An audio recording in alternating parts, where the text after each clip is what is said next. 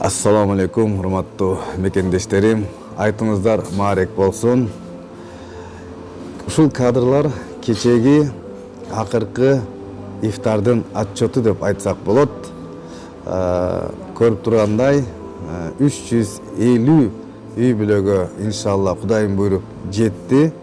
Сиздин аманатыңыздарды бердик акыркы ифтарды. Жашылча жемиштерди коштук. Көптөн бери жашылча жемиштерди жебеген экен.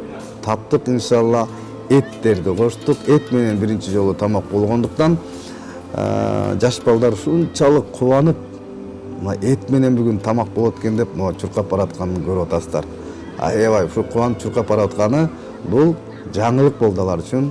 Эт менен бул уй эти болчу.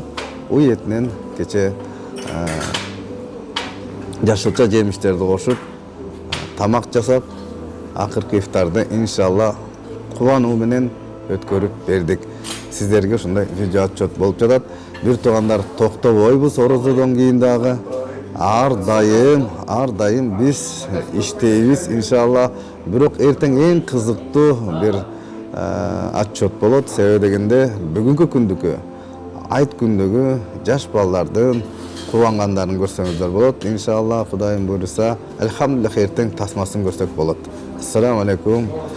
Беришен кыргызстандыктар, беришен мекендештер, беришен кыргыз элим. Сиздерди чын жүрөгүбүздөн аябай жакшы көрөбүз. Палестиналыктар, газалыктар ушунчалык ыраазы. Көп түкүрсө көл болот демекчи.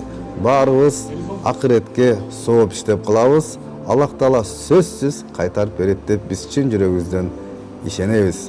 Акыретте баарыңыздарды Аллах Таала Жаннат-ы Фирдаус менен кубандырсын. Ассаламу алейкум, рахматуллахи ва баракатух.